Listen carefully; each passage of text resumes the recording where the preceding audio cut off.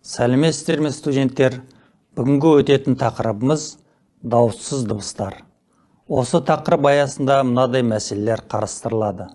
Бірінші, дауыссыз дыбыстардың саны мен сапасы. Екінші, дауыссыз дыбыстар, олардың жіктелісі. Дауыссыз дыбыстар дауыстыларға қарағанда әлде қайда көп. Алайда олардың санын анықтауда ғалымдар арасында түрлі көзқарас қалыптасқан.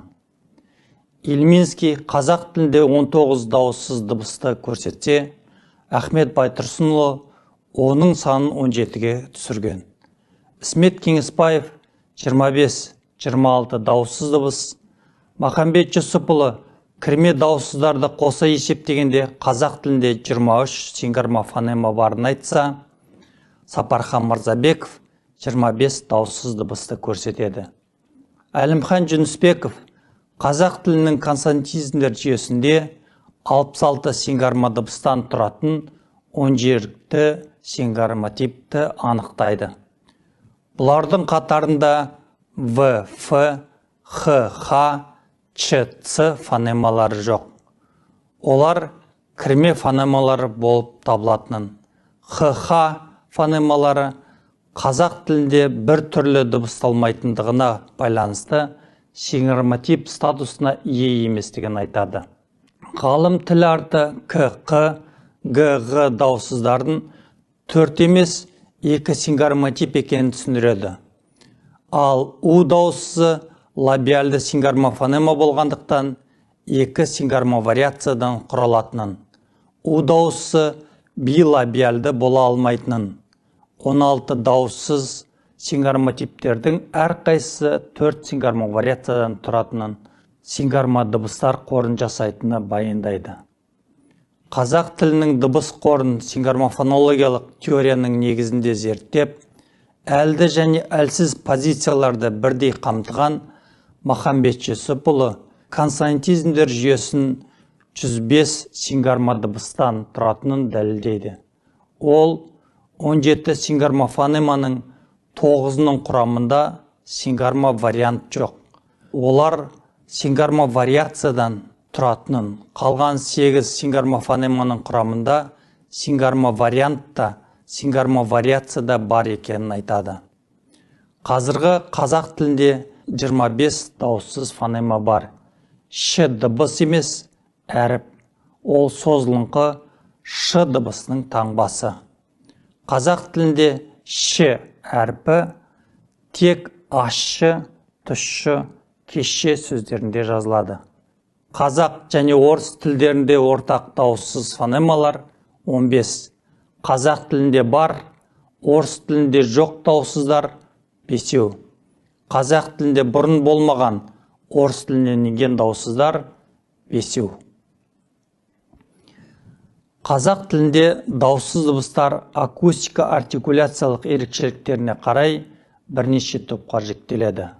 Бірінші, дауыссыз дыбыстар үн мен салдардың қатысына қарай қатаң, ұяң үнді болып сараланады. Үнділерде дауыс тон басым, салдыр аз, ұяңдарда салдыр басым, дауыс аз болады. Ал қатаң дауыссыз дыбыстар тек салдырдан жасалады, дауыс қатыспайды. Екінші, дауыссыздар айтылу жолына қарай шұғыл, эксплозив, ызың, фрикатив және діріл болып бөлінеді. Шұғыл фонемаларды айтқанда, дыбыстау мүшелерінің өзара біріне бірі жабысып, сонан соң іле-шала бірден кілт ажырап кетуінен фонациялық ауа лық етіп шұғыл үзіліп шығады. Бұларды шұғыл, үзілмелі немесе жабысыңқы фонемалар деп атайды. Ызың фонемаларды айтқанда, дыбыстау мүшелердің жуысуынан фонациялық ауа шұғыл шықпайды, үзіліп, ызыңдап шығады.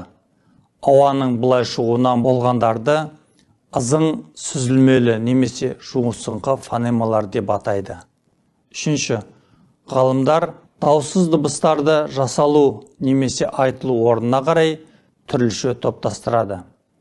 Мәселен, Ісмет Кеңесбаев 8-ге ерін билабиал, тіс пен ерін лабиаль денталь, тіс денталь, тіл ұшы альвеоляр, тіл алды палаталь, тіл ортасы препалаталь, тіл арты веляр, көмей фарингаль.